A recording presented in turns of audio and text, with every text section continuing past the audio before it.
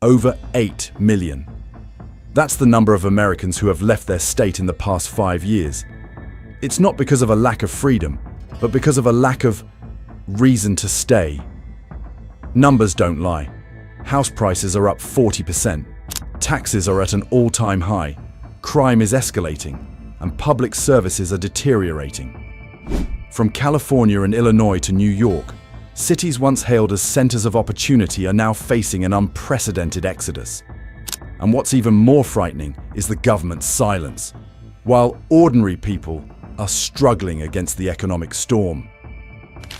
In today's video, we'll explore the 10 states losing population the fastest in the United States, and the truth behind the silent migrations reshaping the American landscape. If you think this doesn't concern you, look around. The school is empty, familiar shops are closed, and neighbors are selling their homes. Perhaps this migration is knocking at the front door of your neighborhood. If there's any place that ever made people believe heaven exists on earth, it's probably Hawaii. But recently, that paradise has been deserted. Last year alone, over 12,000 residents of Hawaii left the island, according to census data. A seemingly small number, until you realize that's nearly 1 in every 100 people disappearing in just 12 months. Why is that? It's not a hurricane, it's not a volcano, but a storm of the cost of living. The average house here costs $1.1 million, which is 4 times the median household income. A small apartment for rent costs approximately $20,400 per month, while the salaries of teachers, nurses, or service workers have barely budged in 15 years. A gallon of milk, almost $8. A loaf of bread, almost $6. A simple meal, as if it were a luxurious feast on the mainland. In other words, in Hawaii, every item has an additional scenic fee. The problem isn't just about money. It's exhausting for locals to watch their homeland being turned into a high-end tourist backdrop. Houses are no longer for residents, but for Airbnb investors. The old neighborhood has been transformed into a resort, and the children who grew up on the island dreamed of Las Vegas so much that it was called the Ninth Island of Hawaii. It sounds paradoxical, but it's actually very human. When paradise becomes a place where you have to work 2 jobs to survive, it's no longer paradise. A resident shared, "Living here is like winning the lottery and then getting taxed 110%. A half-joking, half-serious saying, but it encapsulates the spirit of Hawaii today, where people pay to stay and are losing their identity to survive. Tourism is still booming. Profits are still flowing into the pockets of corporations, but the indigenous community, the soul of the island, is fading. When the people who create culture have to leave it, all that remains are beautiful but soulless postcards. And perhaps this is the most bitter truth. Hawaii hasn't lost its natural beauty. It's lost the balance between dream and reality. The question is, when heaven no longer has enough room for people, is it still heaven? If Hawaii is a dream too expensive to live, then the next state on this list, West Virginia, is a place where people no longer dare to dream. West Virginia was once a symbol of working-class America, the land of coal, of our indomitable spirit. But now, the people here are succumbing to reality itself. From 1950 to the present, the population of this state has decreased every decade without exception. Last year, over 18,000 people left, which is equivalent to a small town disappearing from the map. And so, slowly but surely, each roof, each classroom, each grocery store turned into memories. Why? It's not just because I'm out of work. And perhaps it's because there's no hope left. The coal industry, a former source of pride that has collapsed like an abandoned mine. The promises of a coal revival also vanished into thin air, leaving only dust behind. The average income here is only about $55,000 per year, which is 20% lower than the national average.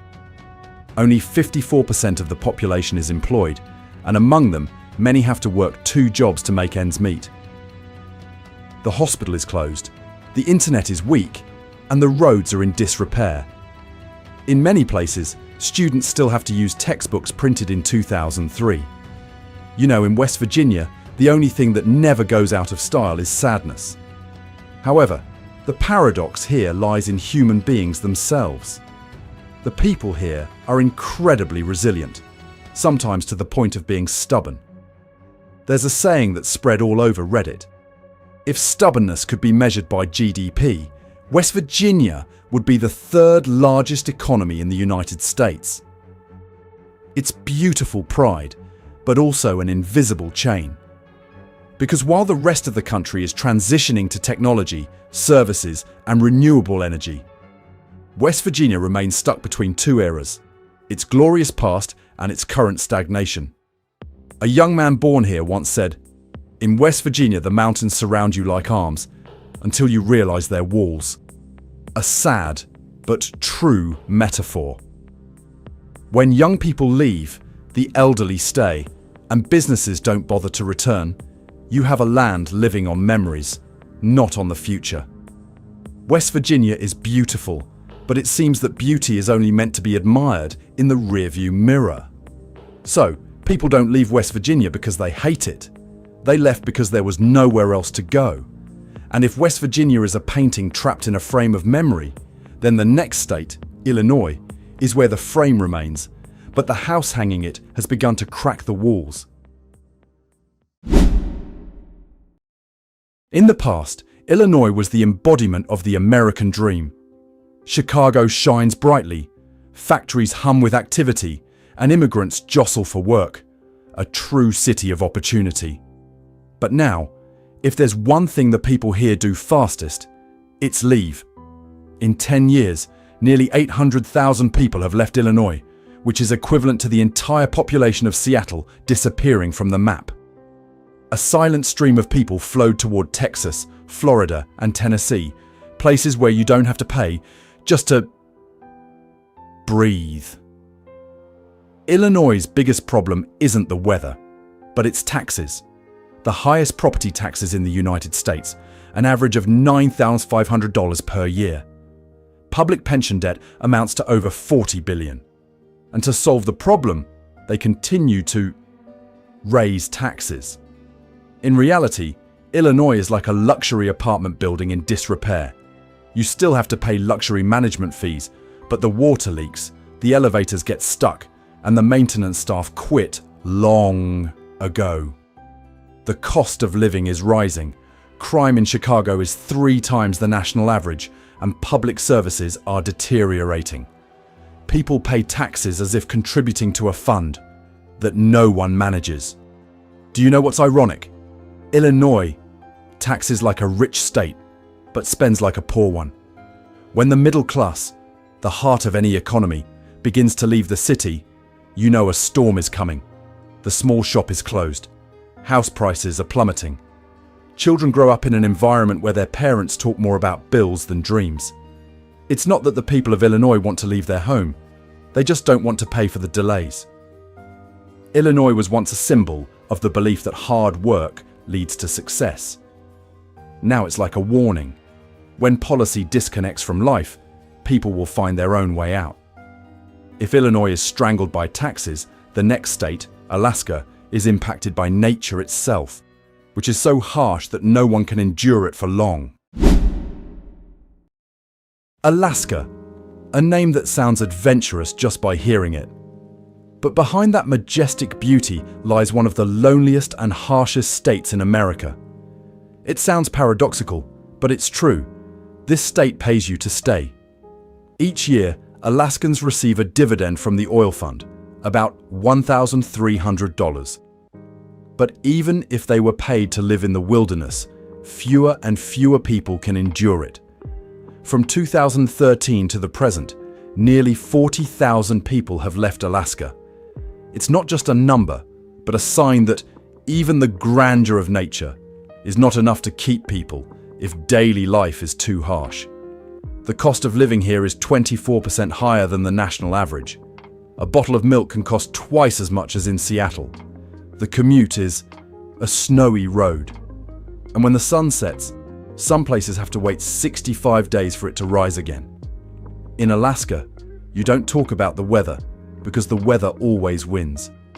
Winter is so long and cold that frost becomes part of the character. You go outside, take a breath, and feel your breath. Freeze. Crime here is higher than in Detroit, and public services are as thin as spring ice. Sometimes, calling for emergency services isn't a race against illness. It's against a blizzard. And then, when the oil boom passed, the jobs also disappeared. Towns that were once bustling are now as deserted as a post-apocalyptic film. Empty gas stations, swaying signs, and snow covering all traces of human life. Actually, Alaska didn't fail. It's just indifferent. The nature here is breathtakingly beautiful, but also as cold as an ancient god, indifferent to who stays or who leaves. A resident once said, "Living in Alaska is like dating a beautiful person who never texts back." A sad joke, but so true it hurts. People come to Alaska seeking freedom, then leave to find warmth again. And so, every year, a few thousand more people pack up, leaving behind the aurora borealis and the feeling that here, nature wins, but humans lose. If Alaska makes you pay with loneliness and cold, the next state, Connecticut, will give you a different kind of chill, with the luxurious bills of the once dominant class. If there's any place that makes you feel like you've stepped into a postcard of upper-class American dream, it's Connecticut. The cobblestone streets, pristine white fences, ancient stone libraries, and Volvo drivers with 4 cups of coffee in hand. Everything is perfect, except for one small detail. The people are quietly leaving. In a decade, Connecticut lost over $12.6 billion in net income due to people migrating to other states. Those who left were not disillusioned students or vagrants looking for work. They are the middle class, the people who once kept this state running. Why? Because the luxury here is outdated, but the prices are still Manhattan level. Average property taxes are $6,500 to $10,000 per year, and the cost of living is among the top 5 most expensive in the United States.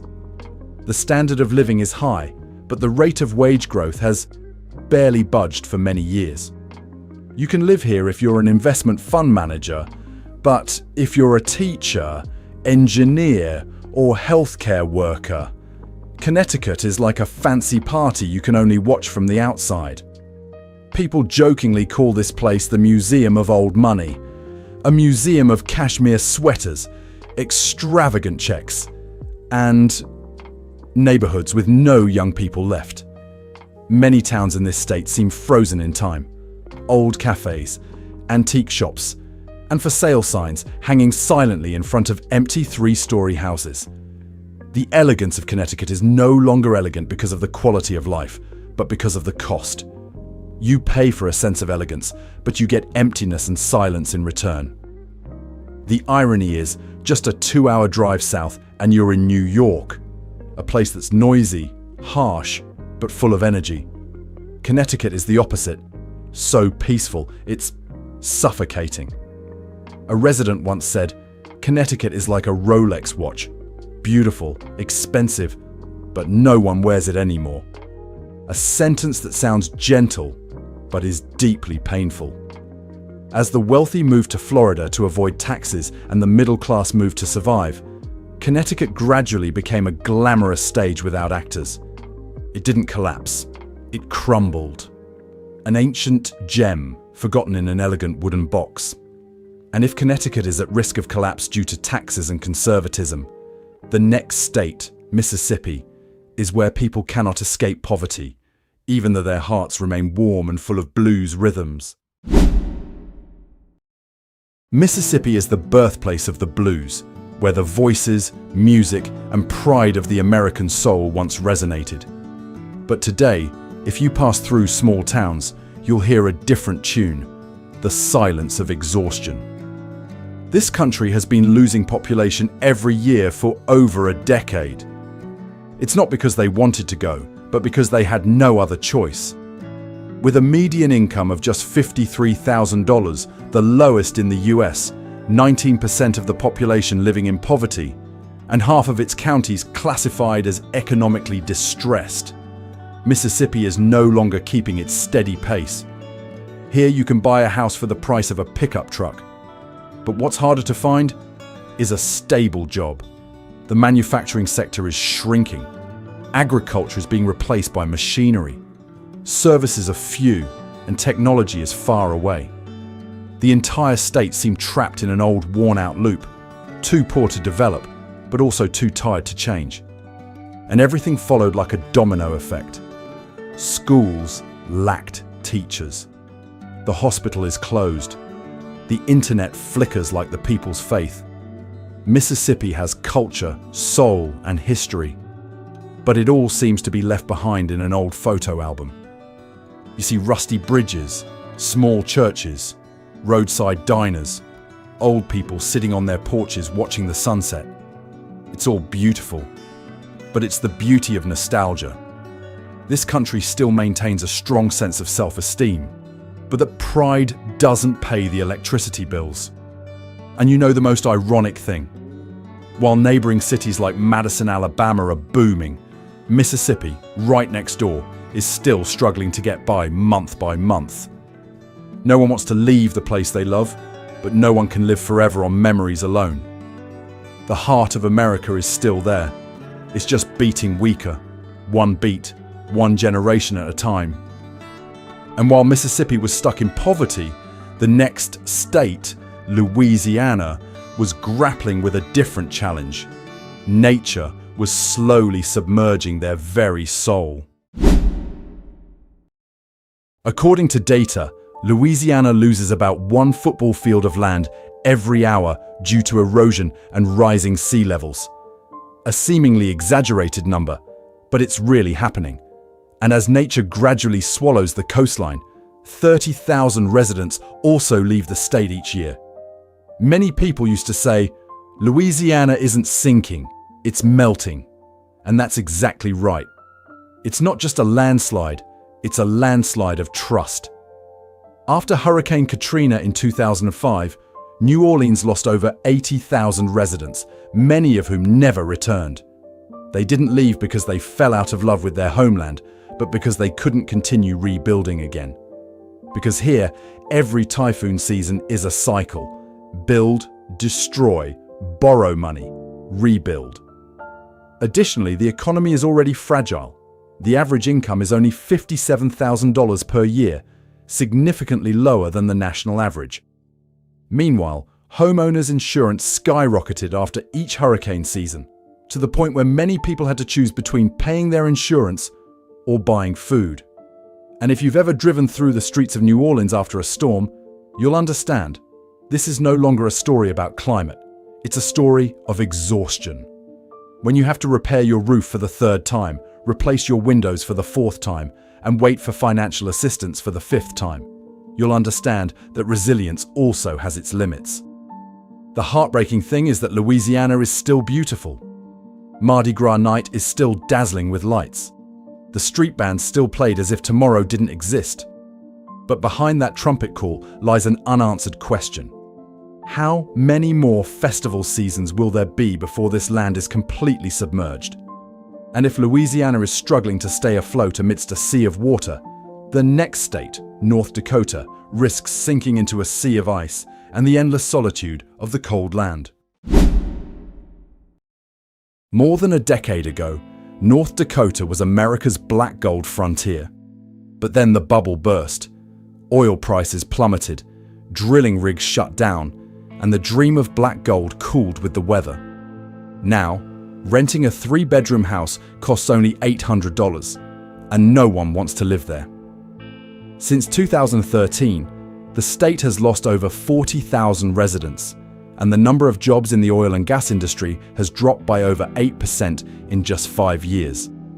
Half the town that once shone with lights is now a ghost town, silent as if frozen in time. North Dakota is still beautiful in its own cold way. The sky is steel blue, the snow is endless white, and herds of cattle dot the fields. But that beauty, it doesn't embrace you, it slaps you with the wind. Winter temperatures can drop to 30 degrees C, and the wind is so strong it feels like nature is saying, "Do you dare to go outside?" People joke that North Dakota is the ideal place if you want to be alone, without being discovered by anyone. Behind that humorous saying lies a chilling truth. This place is too vast, too deserted, and too cold to keep anyone here for long. Young people are leaving to seek opportunities in states with more sunshine and stronger Wi-Fi. As for those who stayed behind, they didn't lack courage, only a reason to continue enduring. The economy is weak, the infrastructure is outdated, and the population is so sparse that there are only 11 people per square kilometre. In some places, there are more cows than people. So, if you're planning to open a coffee shop, be prepared to make coffee for yourself. North Dakota is a clear demonstration of the paradox of modern America. You can have space, nature, and freedom. But without community and hope, it's all just a snow-covered emptiness. And if North Dakota makes people leave due to the cold and loneliness, the next state, New Jersey, makes them run away for something else. The temperature of bills and taxes, something hotter than any summer. New Jersey, a land nestled between the glamour of New York and the beautiful Atlantic coast. And it's also here that 65,000 people left in 2023 alone, nearly 2,000 people every week. The question is, why leave a state where everything is within reach? Answer: because here, everything comes with a bill. The average property tax is $9,500 per year, the highest in the United States. The cost of living is 14% higher than the national average. And if you live in Hoboken or Jersey City, the rent for a one-bedroom apartment can be nearly $3,000 per month. In New Jersey, just one wrong turn can not only disorient you, it can also cost you your toll money. People joke, to turn left here, you have to turn right first, go around Dunkin', and pray you have enough gas left. It sounds funny, but it's actually the exhaustion of millions of people trapped in the Jersey vortex, working in New York, paying taxes in Jersey, and relaxing nowhere. The noteworthy point is, New Jersey is not a poor state. High average income, good infrastructure, and comprehensive public services. But here, expensiveness doesn't come with a high quality of life. You work 60 hours a week, pay exorbitant taxes, and in return get car horns and permanent traffic jams. The problem isn't just about money, it's the feeling of being stuck between nostalgia and reality. People love this state because they grew up here, because of childhood memories, because of the sports team, because of the neighbors. But they also know that nostalgia doesn't pay the electricity bill. New Jersey still has a soul, but that soul is being suffocated by the numbers on the tax tables. And when nostalgia wears off, only reality remains. Sometimes you have to leave the place you love in order to keep living. If New Jersey is a trap of taxes and nostalgia, then the final destination on this journey, Puerto Rico, is an even more heartbreaking story. A true paradise, forgotten by the very nation to which it belongs. Since 2010, over 500,000 people have left Puerto Rico, which is equivalent to 14% of the population disappearing in just over a decade. It's not because they don't love their homeland, and because every time the power goes out, every time a storm hits, every time they ask for aid, they realize that America loves them, like a distant relative. The island's infrastructure is so weak that it loses power for days after every major storm. The poverty rate is over 41%, with an average income of only $22,000 per year, less than half the level of people in Mississippi. And when the power went out, the internet was down and the supermarkets were empty. People began to understand what it meant to be legally abandoned. Puerto Rico is a US territory, but it does not have the right to vote for president and has no official representation in Congress. They are American citizens, but can only choose their appearance, not their future. The island is still beautiful. The sky is still blue. The sea is still sparkling. But beneath that sunshine lies a deep-seated weariness. Tired of having to be strong. Tired of not being able to be weak. You live with the mindset that you must always be prepared for the next power outage, constantly stocking up on water, food, and power banks, as if the apocalypse were a monthly event. And then, each flight leaving the island every year carried away an entire generation of young people. Those who should have been rebuilding this place. Now, they live in Florida, Texas, or New York, places that are less of a paradise, but do have stable electricity. If Puerto Rico is the endpoint of this journey, then the open question begins with us. Is America losing its population, or is it gradually losing faith in the very American dream it once promised? And that's the real picture. 10 states, 10 lives, 10 slices of a changing America. Millions of people are leaving, not because they hate their homeland, but because they no longer have the strength to stay. What do you think? Is this the collapse of the American dream? Or just a rebirth, where people find freedom in their own way? Please share your thoughts below. I really want to hear your perspective. If you find this video thought-provoking, don't forget to hit the like button, subscribe to the channel, and turn on notifications so you don't miss stories about America behind the numbers. The content in the video is compiled from various public sources and is intended for analysis and information sharing only. It is not intended to attack any individual, organization, or government. Thank you for your companionship. See you on the next journey, where we continue to unpack the American dream.